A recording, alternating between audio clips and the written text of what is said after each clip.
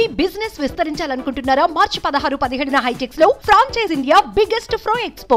Machilipatnam parliament స్థానం జనసేనకు దాదాపు ఖరారైనట్లుగా తాజాగా సమాచారం. జనసేన, బీజేపీ, తెలుగుదేశం కూటమి తరపున వల్లభనేని బాలశౌరి ఇక్కడి నుంచి పోటీ చేయనున్నట్లుగా తెలుస్తోంది. ఆయన 2019లో వైసీపీ తరపున ఎంపీగా గెలిచి ఇటీవల జనసేన కండువా కప్పుకున్నారు.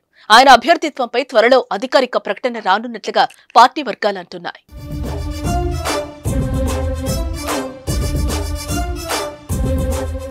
ఈ నెల మొదటి వారంలోనే మచిలీపట్నం ఎంపీ బాలశౌరి జనసేన పార్టీలో చేరారు.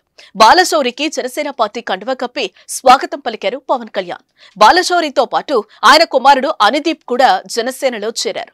ఈ సందర్భంగా సీఎం జగన్ పై తీవ్ర స్థాయిలో విరుచుకుపట్టారు బాలశౌరి. సిద్ధం సభలో తానెప్పుడూ అబద్ధం చెప్పలేదని ముఖ్యమంత్రి జగన్ చెప్తున్నారన్న బాలశౌరి అదే పెద్ద అబద్ధం అంటూ విమర్శించారు. సిద్ధం అంటూ సభలు పెడుతున్న జగన్ పారిపోవటానికి సిద్ధమా అంటూ ప్రశ్నించారు. ఎక్కడికి పారిపోయినా జన సైనికులు మిమ్మల్ని వెంటాడుతారని అన్నారు. నాకు దేవుడున్నాడంటూ పదే పదే చెప్పే జగన్ దేవుడి తరపున వకాల్తా తీసుకున్నారా అంటూ సెటైర్లు పేల్చారు. 2019 ఎన్నికలకు ముందు అమరావతి రాజధాని చెప్పిన జగన్ అధికారంలోకి రాగానే మాట మార్చలేదా అని ప్రశ్నించారు. విపక్షంలో ఉన్నప్పుడు బ్రహ్మాండమైన రాజధానిని అమరావతిలో కట్టండి చెప్పలేదా అంటూ ప్రశ్నించారు. వైసీపీ పాలనలో ఏపీ ఆశించిన స్థాయిలో అభివృద్ధి జరగలేదన్న బాలశౌరి ఏపీ అభివృద్ధిలో నడవాలంటే టీడీపీ జనసేన ప్రభుత్వం అధికారంలోకి రావాలని అన్నారు.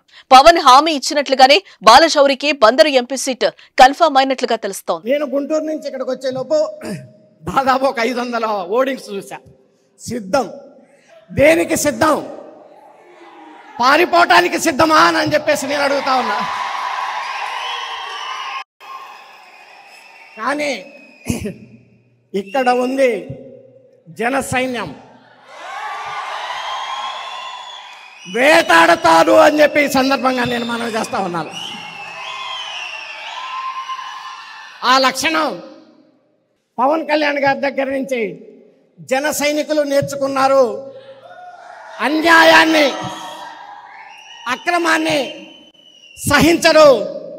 సింహం ఏ రకంగా అయితే గర్జిస్తుందో జన సైనికులు కూడా అదే రకంగా గర్జిస్తారని చెప్పేసి ఈ సందర్భంగా నేను మనవి చేస్తాను.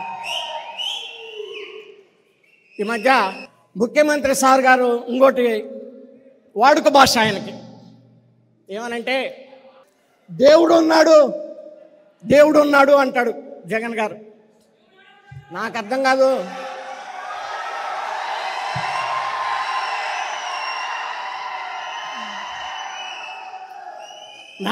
నాకు అర్థం కాని విషయం ఏంటంటే దేవుడు మీకున్నాడు, మాకు ఉన్నాడు.